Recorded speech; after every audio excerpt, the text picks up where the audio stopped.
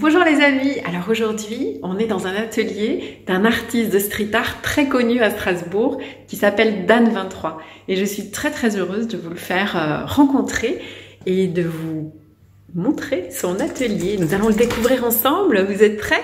Alors c'est parti, allons rencontrer l'artiste. Bonjour Dan. Salut. Tiens, mais je la connais elle. Bonjour, bonjour. Oh, mais que c'est plein de couleurs ici, on en prend plein les yeux. Merci de nous accueillir. Avec joie. Eh ben, alors, je suis dans ton atelier. Waouh, c'est plein de couleurs, c'est magnifique. Hein. Tu nous fais visiter? Ouais. Bah là, c'est là où je fais mes grosses toiles. Ouais. Et tous les petits formats, je fais ça là. Mais bon, la plupart du temps, c'est là que ça se passe. Alors, ce que je remarque, c'est que tu es très ordonné. Alors, c'est... Ouais. Dis donc, c'est bien rangé, hein? Je sais pas. C'est joli comme tout, j'aime beaucoup toutes ces couleurs agencées comme ça. Alors, je vais présenter un petit peu de son travail. Après, on va faire connaissance. Alors, c'est des petits formats, des grands formats. Alors, Dan, Ouais. tu t'appelles Dan23. Moi, je sais pourquoi tu t'appelles Dan23. Mais... Vas-y, raconte. Alors, est-ce que tu viendrais pas de la Creuse par hasard? Si, j'ai passé quelques années. Alors... C'est pour ça que j'ai choisi le 23. Bah oui, Dan23, parce que le 23, c'est le numéro de la Creuse. Ouais, et puis au début, les graffeurs, ils mettent toujours One. Ah bon? Ouais, tous les graffeurs, c'est à chaque fois One. Et j'ai essayé One, mais Dan One, ça fait Danone. Donc, je me suis dit, ça va pas le faire. Donc, Bah oui. on va garder le 23. Dan23. Alors, je suis très contente de te rencontrer et de faire ta connaissance et de pouvoir partager avec tous qui tu es, en toute simplicité, et de découvrir ton travail également. Alors, qui es-tu? Il y a tellement à dire. Alors déjà, ton credo, c'est le street art. C'est-à-dire que tu vas dans la rue et tu fais des tags, même des énormes tags. La dernière fresque que tu as fait, c'était sur un immeuble. Ouais. Est-ce que tu peux nous dire un petit peu?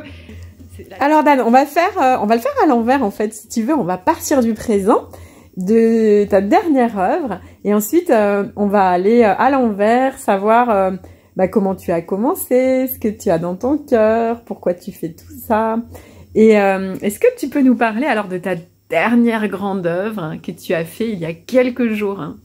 C'était une façade d'immeuble à Saint-Louis, à côté de Mulhouse. Ouais. Et qui faisait 25 mètres de haut sur 14 de large. Waouh.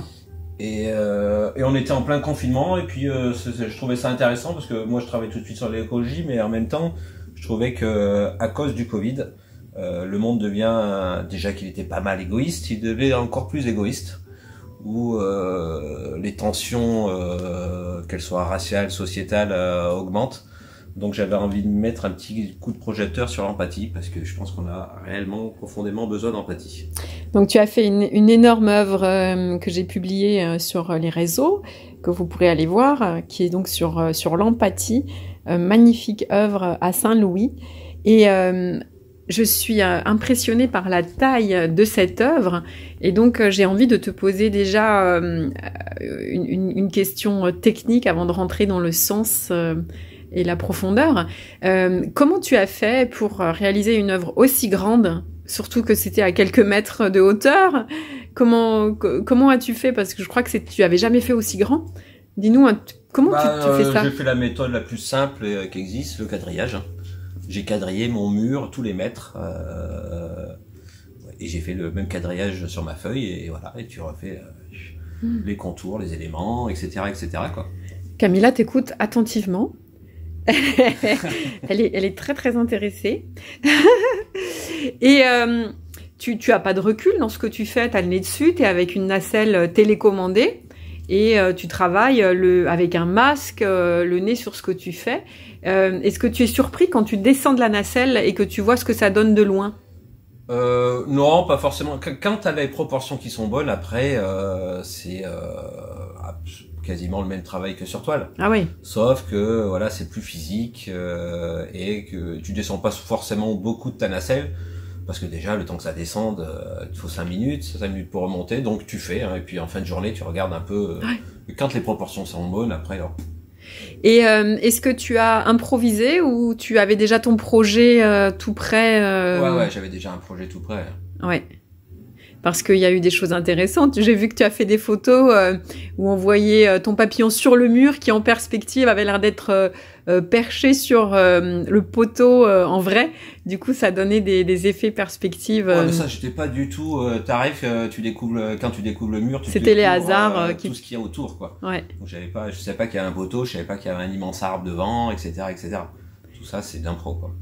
Et tu as travaillé uniquement à la bombe ou tu avais aussi des pinceaux? Non, sur ce coup-là, uniquement à la bombe. Ah, parce que c'est très très grand. Hein. Ouais, donc là, t'as pas besoin de t'embêter avec des pinceaux, quoi.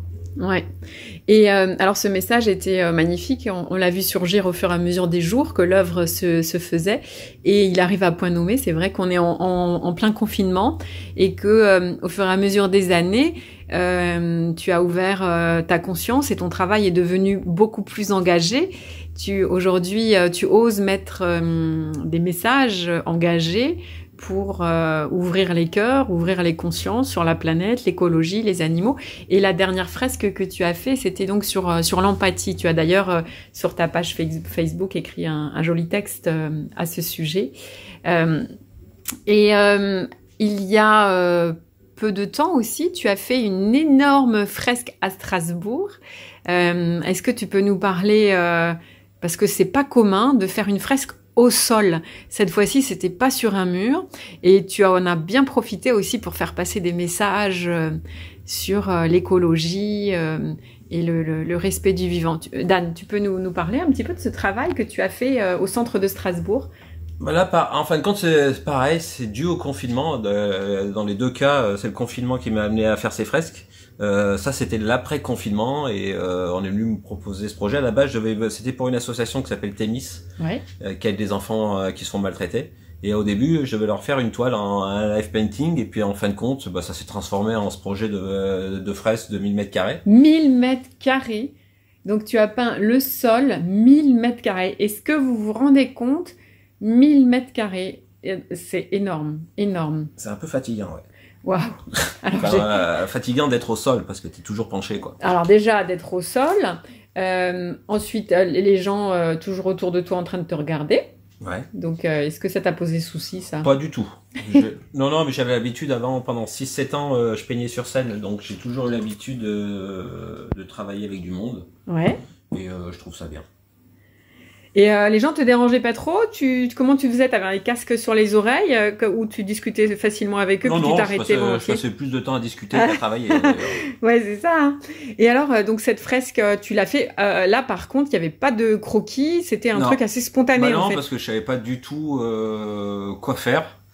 J'avais la thématique, mais après, je me suis dit 1000 mètres carrés, ça sert à rien que je me lance dans un projet.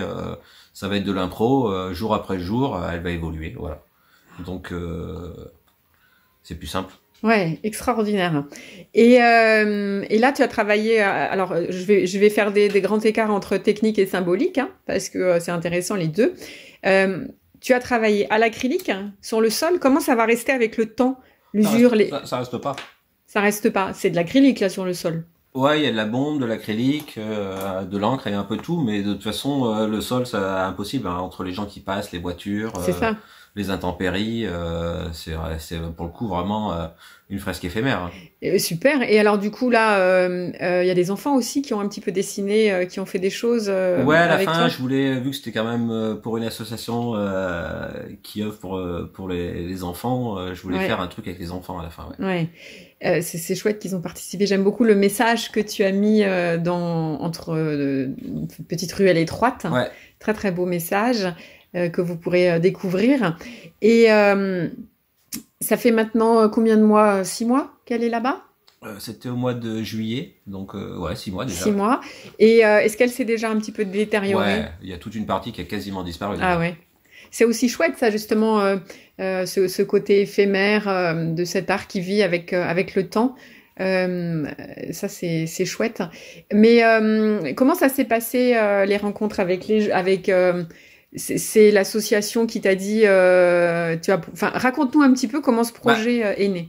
En fin de compte, il y avait l'association du quartier qui s'appelle l'association la Vignette. C'est eux qui ont lancé le projet des 1000 mètres carrés. Et donc, voilà, ils m'ont dit carte blanche, tu fais ce que tu veux. Donc voilà, moi je voulais faire un truc sur l'écologie. Parce qu'en plus, on venait juste de passer vert à Strasbourg. Donc c'était parfait, quoi. Histoire de faire une fraise sur l'écologie avec une mairie qui passe vert. Et moi, ça me touche parce que je crois vraiment en l'écologie, quoi. Ouais. D'ailleurs, alors je vais montrer juste... tu peins beaucoup de colibris. Ouais. Évidemment, on peut comprendre, c'est en lien avec Pierre Rabhi et tout ce mouvement autour des colibris. Comment c'est pour toi? Parle-nous un petit peu de comment c'est pour toi l'écologie. Je suis venu vraiment parce qu'à la base je suis pas du tout écolo et puis je pense que d'ailleurs n'importe qui vit dans notre société contemporaine ne peut pas se dire être écolo parce que j'ai un téléphone, j'utilise des bombes qui sont dégueulasses, voitures, fringues qui viennent de l'autre bout du monde. Je peux pas faire la morale à qui que ce soit, quoi. Ouais. Mais ça m'empêche pas de me dire que l'écologie c'est quelque chose d'important. Et puis surtout, moi je suis rentré dans l'écologie par la psychologie, ça n'a rien à voir. Raconte-nous. J'ai étudié en fin de compte qui sont les hypersensibles et son opposé, le narcissique. Voilà, et j'ai fait une fixette là-dessus depuis 2 ou 3 ans. J'ai lu des centaines d'articles, de bouquins sur les hypersensibles et sur les narcissiques. Et de là, je suis arrivé dans l'écologie parce que ceux qui tiennent la planète, la plupart du temps, c'est des narcissiques. Donc Bolsonaro, Trump, Macron, etc. Et je me suis intéressé à savoir, mais c'est quoi être narcissique en fin de compte, d'un point de vue clinique et psychologique. Et donc je suis allé voir un peu comment ça se passe dans leur cerveau de narcissique et comment ça se passe dans un cerveau d'hypersensible. C'est à partir de là que j'ai tout compris. C'est le cerveau qui fait tout en fin de compte. La plupart du temps, c'est que le narcissique n'a pas du tout conscience qu'il est narcissique. Il a un mécanisme du cerveau qui l'empêche de voir qu'il est narcissique. Il a un tel besoin en fin de compte d'être admiré qu'il utilise les gens comme des objets. Il n'a aucune conscience de l'écologie, de toutes ces choses-là. Donc j'ai beaucoup étudié en fin de compte les narcissiques. Alors toi, tu es un hypersensible. Ouais, je suis un zèbre, moi. Et donc tu exprimes ça à travers des animaux, des visages. Parce que l'écologie, pour moi, c'est la quintessence de l'humanisme. Si tu prends soin des animaux, des plantes, tu es obligé de prendre soin des clodos, des peuples opprimés, du statut des femmes, etc. Ouais. Bien sûr, hein. Tout est relié. Tout est absolument relié. On n'a pas un cœur pour la terre ou un cœur pour les animaux. On a un cœur tout court, hein, qui englobe tout le monde, bien sûr.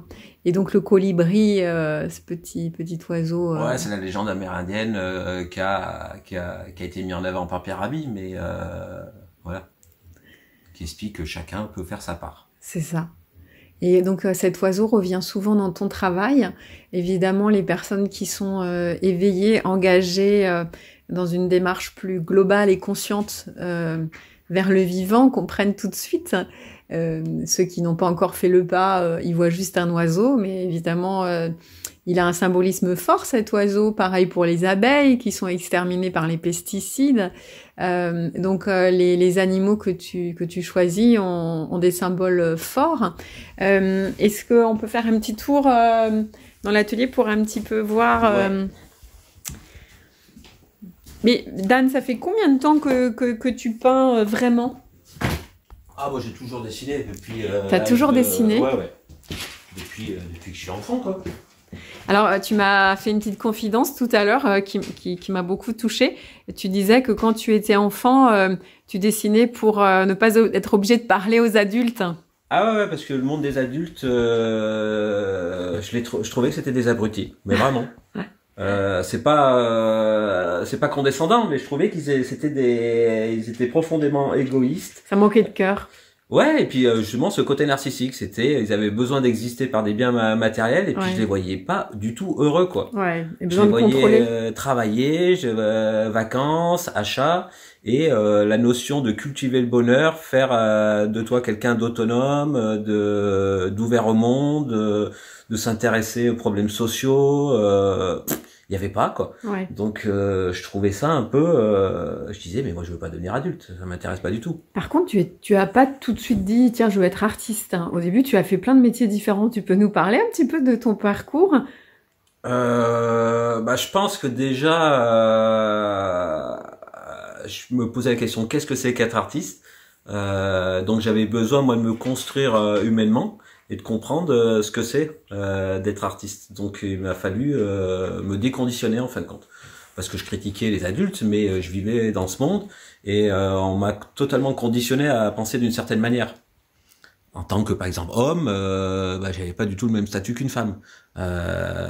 J'étais conditionné sur plein de points, donc il a fallu que j'apprenne à me déconditionner petit à petit. Donc pour ça, il a fallu que j'arrête, je sais pas moi, de regarder les médias traditionnels et aller voir ce qui se passe ailleurs. Il a fallu que j'ouvre des bouquins, il a fallu que je comprenne où sont mes erreurs, et tout ça, c'est un cheminement intellectuel qui se fait pas comme ça, quoi. Donc je suis passé par plein d'étapes, quoi. Et alors, tu me disais que ça fait vraiment 9 ans que tu fais ça. Comment ça, au début, tu m'as dit que tu étais graphiste, que tu as eu d'autres métiers qui petit à petit Vas-y, raconte-nous un petit peu tes vies d'avant et comment j'ai fait les plein de concerts, métiers tout ça. pour trouver un peu mon autonomie. Moi, à la base, le monde du travail, ça m'emmerde. C'est pas que ça m'emmerde, je pense que c'est important de travailler, mais que ça prenne une telle place, je ne comprenais pas. Je comprenais pas pour le monde des adultes qui passent tout leur temps à travailler pour après se taper 2 semaines de vacances. Je disais aucun intérêt. Ouais. Donc j'ai toujours été partisan de je ne travaille pas beaucoup et je passe beaucoup de temps avec moi-même, à lire, à essayer de passer du temps avec mes potes, etc., À etc. vivre. À vivre tout simplement. C'est ça. Donc j'ai choisi des métiers d'indépendant. Donc j'étais graphiste, mais en freelance pour les boîtes de pub. Il n'était pas du tout prévu que je bosse dans une boîte de pub. Donc je bossais comme ça 2 ou 3 jours par semaine. Après je faisais du live painting pendant des années. Comme ça je travaillais de temps en temps sur scène. Alors c'est live painting, donc tu faisais les portraits des artistes qui chantaient. Ouais. Donc tu me disais, il y avait eu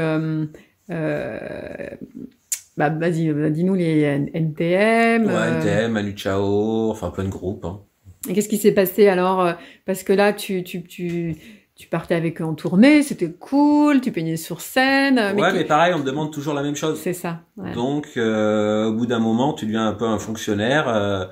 Et si tu le fais que pour l'argent, c'est un peu ce que je dénonce dans la société dans laquelle on vit, où si tu bosses que pour de la thune. Ouais, à la fin, tu perds le goût et le plaisir, tu y vas pour l'argent, et puis il y a quelque chose qui est... Justement, tu deviens narcissique, quoi. Ouais. Et donc, quand c'est arrivé, que tu sentais que tu n'avais plus le goût à le faire parce que tu te répétais, tu as décidé d'arrêter. Ouais, c'est surtout parce que j'ai eu un fils qui est arrivé. Et je me voilà. suis dit, j'ai envie qu'il soit un minimum fier de son père. Donc, je me suis dit, déjà, sois fier de toi, Dan. Ouais. Donc, je peins dans la rue depuis que j'ai l'âge de 12 ans. Donc, je me suis dit, à un moment, maintenant, tu vas vraiment le faire. Donc, tu vas le faire à fond. Donc, c'est à partir de là, j'ai dit, tu peux pas continuer à faire du live painting. Et alors, c'était il y a combien de temps, ça? C'était il y a 9 ans. C'était il y a 9 ans, finalement, c'est assez court. Et tu as commencé donc à peindre dans la rue, puis tu as vu que tu te faisais arrêter. Ouais, ça je le savais, ça faisait partie du process, quoi. C'est interdit, si tu le fais arrêter. Donc je m'en foutais. C'est pas ça, c'est que c'est la règle du jeu. Ouais. Si tu le fais, pourquoi t'auras un passe-droit? Donc à Strasbourg, tu es très connu parce que tu as beaucoup peint de bornes électriques et de murs, énormément pendant beaucoup d'années. Et maintenant, les flics te laissent tranquille parce qu'ils te connaissent. Et puis ceux qui ont le propriétaire des bornes électriques, tu as son téléphone. C'est vrai que si tu te fais arrêter, tu l'appelles et puis maintenant, il te... Ouais, j'en ai fait tellement que les gens ou la police est vraiment persuadée que j'ai une autorisation. Donc c'est le fait d'en avoir... Et puis maintenant, je suis devenu un peu... je fais partie un peu de Strasbourg, quoi. Bah oui. Donc, Et est-ce que c'est arrivé que parce que au début le street art était plutôt vu comme une dégradation de l'espace public, alors qu'aujourd'hui c'est le contraire. C'est les gens volent les portes, volent les murs presque sur lesquels c'est fait. C'est devenu tellement à la mode, c'est devenu vraiment ouais, c'est devenu un business. Hein. un gros business. Et toi, tu es rentré un petit peu dans le système à un moment donné. Tu as été vendu à Drouot, à des galeries très importantes. Est-ce que tu peux nous parler de comment t'as vécu d'être rentré dans le système Pas forcément bien parce que je retrouvais un peu les codes que j'avais connus justement quand je faisais du live painting, c'est-à-dire que quand tu rentres dans un système de galerie, on va te demander de faire certaines choses, les choses qui se vendent bien, quoi. Donc et que je passais plus de temps dans mon atelier que dans la rue, alors qu'à la base, moi, j'avais envie de m'exprimer. Parce que je pense que l'art, ça sert à faire du beau. Ça, c'est pour ouvrir ton cœur, pour essayer d'accéder à tes émotions. Mais pour moi, ça a également une dimension politique pour dénoncer ou en tout cas amener un éclairage différent sur des problèmes de société, quoi. Et forcément, quand tu rentres dans le milieu des galeries, c'est un peu anachronique. C'est-à-dire que ouais, tu peux pas critiquer une société dans laquelle en plus tu te retrouves. C'est ça, dont t'es partie prenante. C'est-à-dire que ils vont te demander de faire une série de 10 toiles avec des yeux oranges, 10 toiles avec des yeux rouges, parce que ça part dans telle galerie, telle expo, tel machin, et tu finis comme un potier à t'autocopier et à... je suis quasiment sûr que là, si je retourne dans la galerie, on va me demander de faire des colibris. J'adore faire des colibris, mais à la chaîne. Truc sur les gilets jaunes, ils vont dire non, mais tu nous emmerdes avec ton truc sur les gilets jaunes. Ouais. Ou des dénonciations sur la pollution des océans, et puis vu que j'ai envie d'avoir un message de plus en plus politisé. C'est vrai que ces derniers temps, tu t'engages beaucoup plus fort. Tu oses mettre des textes beaucoup plus forts aussi dans tes œuvres, même dans tes œuvres dans la rue. Et ça, je trouve que c'est très bien. Le monde en a besoin. Donc, plus tu t'ouvres, plus tu oses affirmer. Et ça, c'est vraiment chouette. On va regarder un petit peu tes œuvres.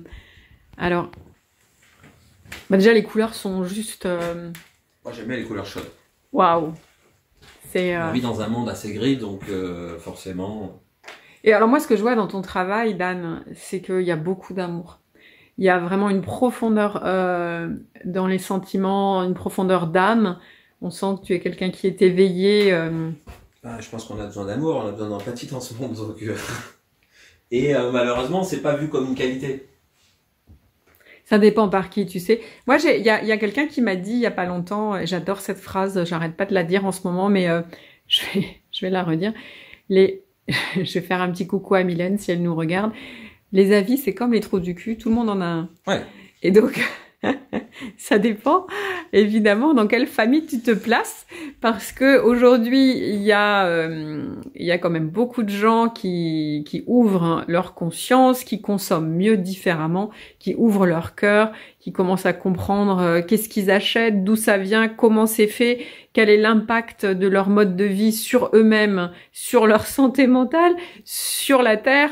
Et c'est sûr qu'à côté de ça, il y en a qui pas du tout vont rester à la société de consommation. Mais je pense je suis quelqu'un de profondément positif, je pense qu'il y a beaucoup plus de gens qui s'ouvrent et que tu t'adresses évidemment à ces gens-là. Et en tout cas, pour les gens qui n'ont pas encore complètement ouvert leur cœur, c'est ton chemin. Et ton travail, vient toquer à la porte des cœurs. Hein. Il y a une vraie prise de conscience, c'est certain, mais c'est un peu ce que je te disais tout à l'heure. Je pense que on vit dans une société où, en fin de compte, c'est les narcissiques qui tiennent le truc, et que développer, cultiver des émotions, c'est compliqué, en fin de compte. C'est très compliqué parce que quand tu développes tes émotions, t'es obligé en fin de compte de lutter contre les injustices, donc t'es obligé de gueuler, et la plupart du temps t'es mis un peu au panier, quoi. Et si tu veux bosser un peu avec les tenants du pouvoir, t'es obligé de couper tes émotions. Donc ça devient très compliqué. C'est pas quelque chose de simple en fin de compte de s'ouvrir à ses émotions, parce que l'émotion, c'est aussi lié à la souffrance. Je pense que le monde est en transition. Et que nous sommes un peuple de transition, c'est pour ça que c'est dur. parce qu'il y a une grande partie du monde qui vit dans l'ancien monde, dans le schéma consumériste, où effectivement le cœur n'est pas ouvert, ni à la terre, ni aux animaux avec ce qu'on leur fait subir, ni aux autres êtres humains. Quand on achète des produits faits par des gens qui sont emprisonnés dans des camps en Chine, c'est pas ok. C'est-à-dire il y a une grande partie des gens qui sont anesthésiés par le système, mais nous assistons à un profond changement où les gens ouvrent leur cœur. Et tu fais partie des artistes qui montrent un petit peu la voie, la lumière avec un travail engagé autour du cœur. Et c'est très courageux parce que on est vraiment dans une période de chaos. Ah ça, c'est le moins qu'on puisse dire. Ouais. Ouais, et puis c'est un chaos qui va arriver. Qu'on le veuille ou non, enfin moi j'ai beaucoup étudié l'écologie, quoi. Et quand tu regardes ce qui va se passer, ça va faire mal, quoi. On veut pas réellement ouvrir les yeux, mais très clairement, dans les années qui vont suivre, le monde va s'écrouler. Oui, et c'est pour ça il nous faut des artistes, il nous faut des gens qui ont le cœur ouvert et qui donnent de l'espoir, du courage, parce que l'art transmute et a ce pouvoir de donner du courage à celui qui le fait et à ceux qui regardent. Ouais, c'est ce que je t'expliquais tout à l'heure. Je pense que l'art a cette vertu de pouvoir, en tout cas, essayer de montrer le monde un peu différemment. Ouais. C'est un peu chez moi. Salut. Salut Anne. Je peux pas, j'ai interview. Ouais. Donc ouais, c'est important de poser des questions sur la société, la manière dont elle fonctionne, et pour essayer d'amener une autre façon de voir, quoi. Et donc toi, tu es aussi plus courageux parce que tu oses un peu plus poser tes opinions.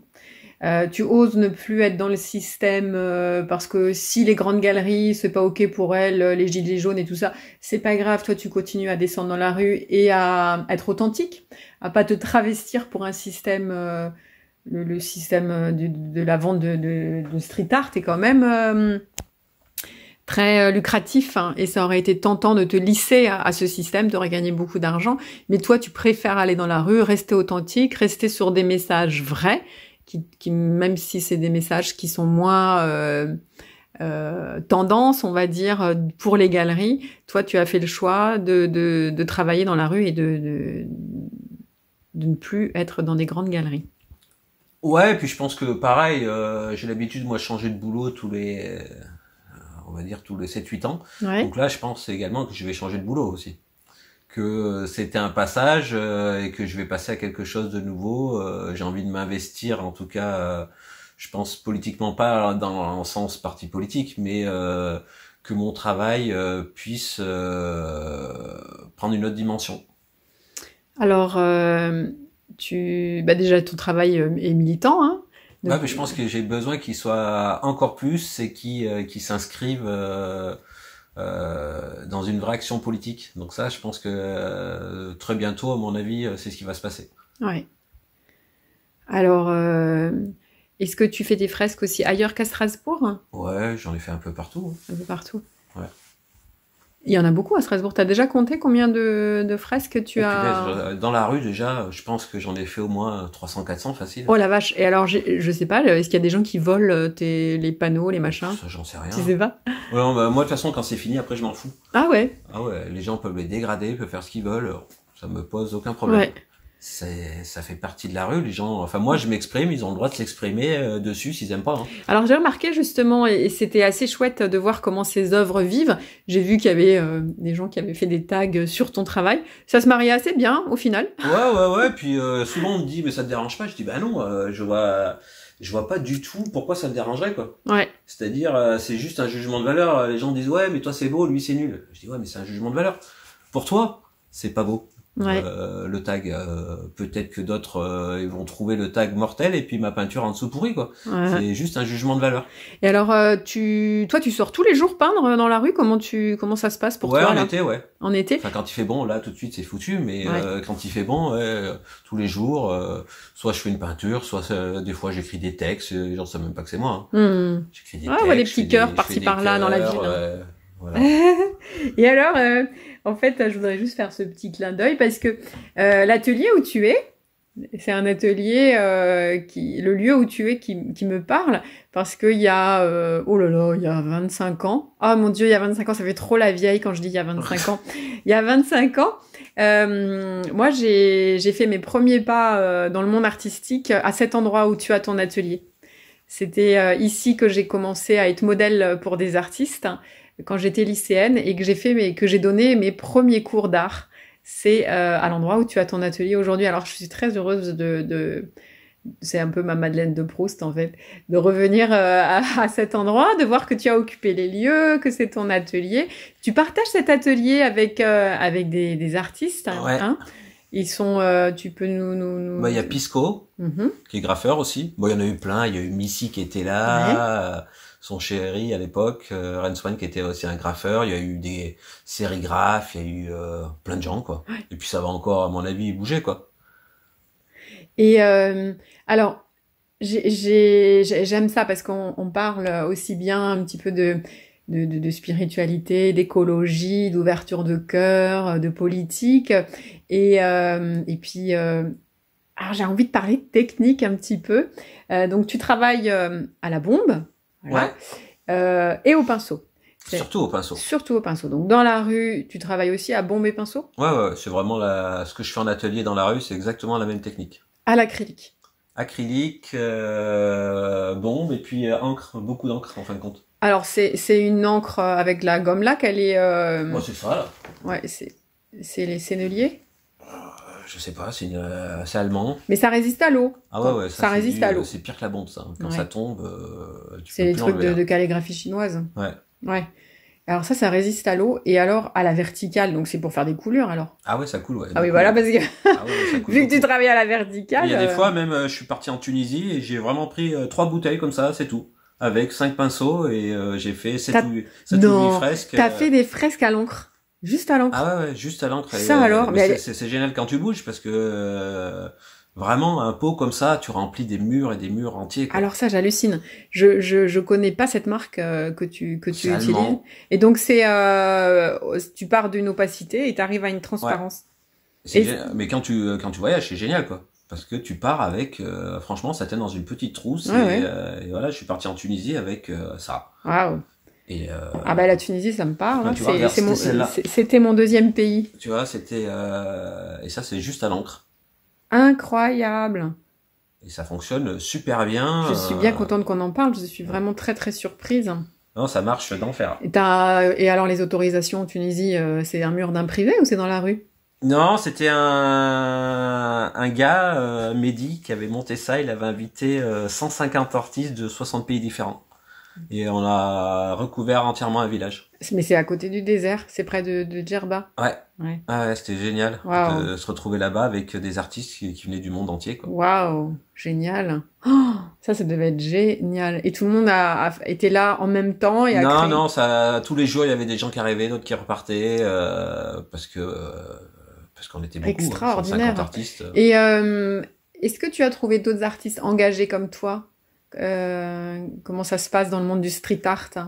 Non, souvent justement j'ai des discussions là-dessus avec les artistes que je rencontre parce que je pense que c'est compliqué la plupart du temps quand t'as un message engagé, tu te fermes des portes et je pense que énormément d'artistes inconsciemment s'autocensurent et que c'est plus simple de réaliser un petit chat ou autre chose que de faire une peinture engagée parce que tout simplement les portes vont se fermer, quoi. Mais pareil, si tu as un message engagé, ça devient compliqué.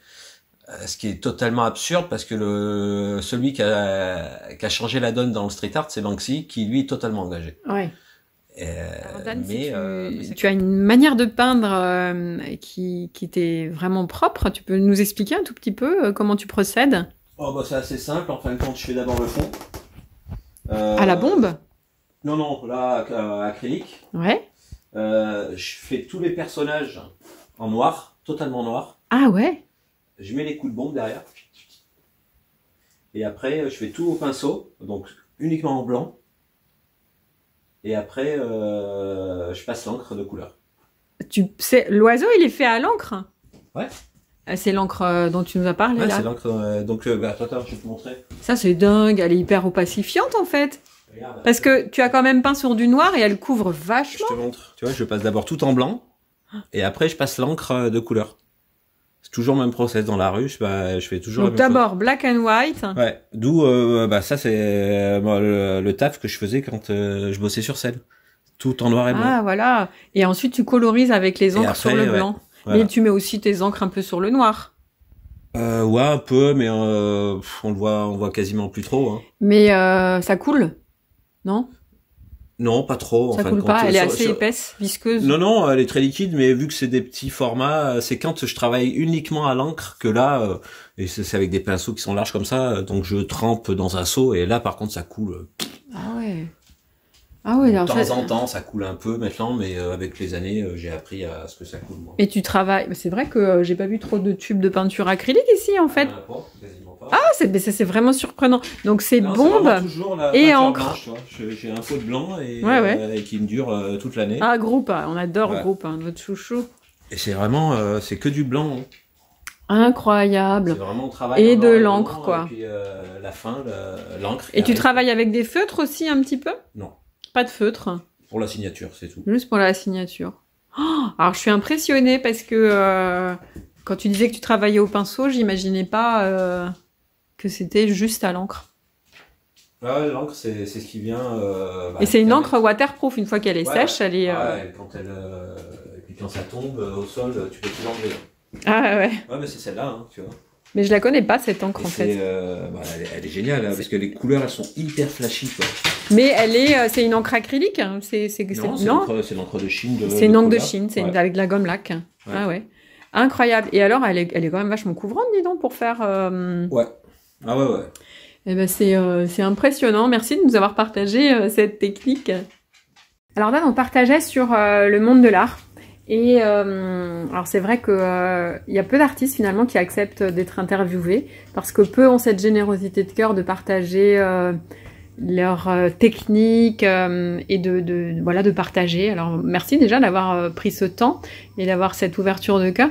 Mais toi, comment tu le vis ce monde de l'art? Parle-nous un tout petit peu de ton rapport au monde de l'art. C'est un peu comme je te disais là par rapport au narcissisme. On vit dans une société qui cultive le narcissisme. Et donc les gens sont moins enclins à partager, quoi. Alors que l'art à la base c'est une histoire de partage, quoi. C'est vrai que tu as trouvé aussi que dans le monde artistique, les artistes en règle générale partagent peu finalement. Il y a quelque chose où c'est plutôt chacun pour soi. Et moi, mais c'est ce que je te disais. Je pense que c'est à l'image de la société. Et alors, pourtant, il y a un domaine où ça devrait pas l'être, c'est l'art. Mais oui. Parce que la seule chose qui fait que tu te sentes bien, c'est quand tu partages, quoi. Ouais. Quand tu gardes, tu restes dans une pensée qui est liée un peu au système capitaliste. Tu protèges, quand tu partages pas, tu crées pas de connexion, quoi. Et si tu te connectes pas à l'autre dans le domaine artistique, c'est un peu bidon, quoi. Ouais. Et justement, c'est ce qu'on disait, c'est que par exemple, moi j'ai fait mes études aux Arts Déco à Strasbourg, etc. Et c'est vrai que ça fait un paquet d'années que je suis dans le milieu, mais il y a peu de gens quand même qui sont ouverts. Souvent, les artistes ont peur qu'on copie leur style, qu'on copie leur technique et restent assez fermés sur le partage technique ou le partage de sens, comme si on allait les copier, ou le partage de bons plans. Hein. Voilà, en tout cas, cette générosité de cœur et de partage, elle n'est pas commune. Donc, merci d'avoir partagé ça. Hein. Ouais, et puis c'est assez dingue parce qu'il te dit, même si tu te rends compte ta technique, c'est à la base, c'est le sens que tu mets dans tes œuvres. Et ça, on peut pas te le piquer. Eh mais oui, ton âme, on peut pas la piquer. Bah, le cœur, ouais, on peut pas le piquer, mais je pense qu'on vit dans une société où, en fin de compte, le sens, c'est pas quelque chose qui est devenu primordial, quoi. Ouais. On cultive pas le sens, alors que c'est la première chose qu'on devrait cultiver.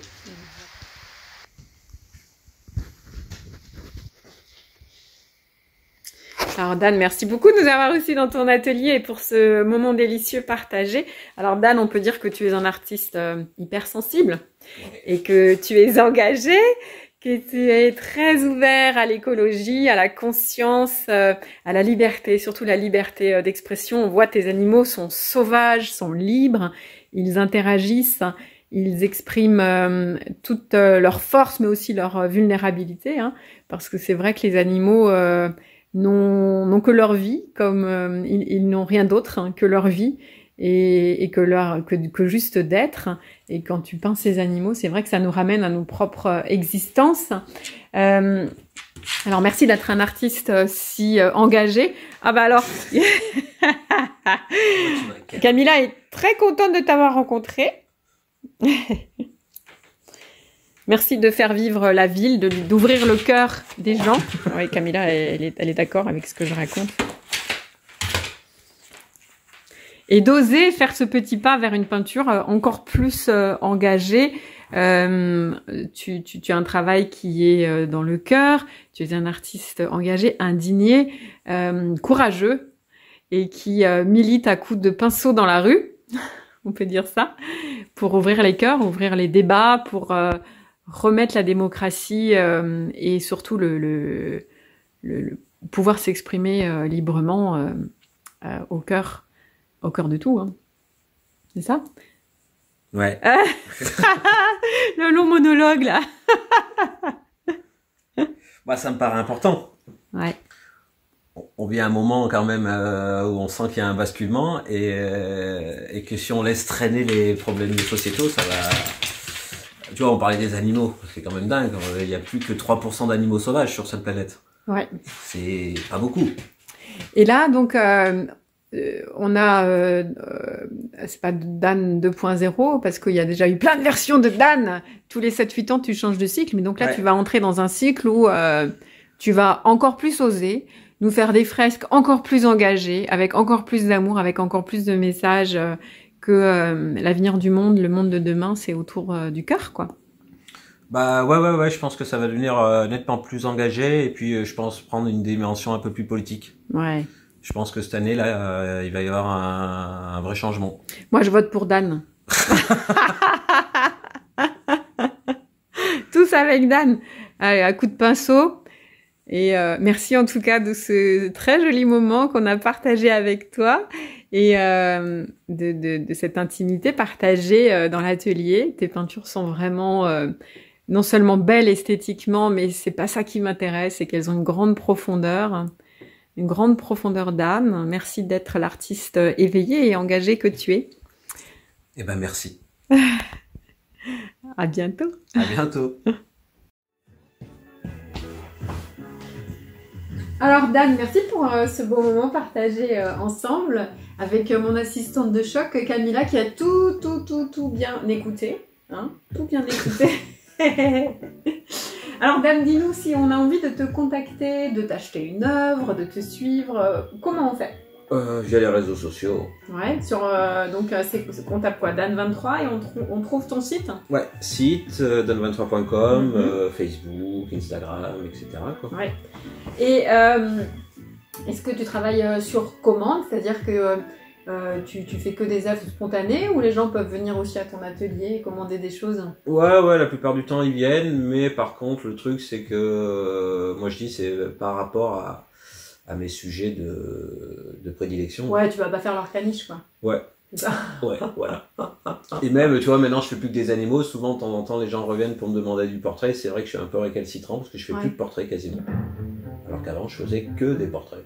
Alors, Dan, tu es dans la Grand Rue. Tu peux dire ton adresse? Ouais, bien sûr, 120 Grand Rue. Tout le monde va venir toquer à ta porte. Hein. Non, parce qu'il y a un grand porche. On peut pas passer. Si vous voulez voir Dan, il est au 120 Grand Rue. T'écoutes bien, toi. Hein. À Strasbourg. Et n'hésitez pas à lui rendre visite et à le suivre sur les réseaux, à découvrir dans tout Strasbourg quand il n'y a pas confinement les œuvres de Dan. Et on a hâte de voir tes prochaines peintures encore plus engagées, encore plus extraordinaires, plus énormes. Et on te souhaite plein de succès et plein de paix et de bonheur dans ton travail. Merci. Merci.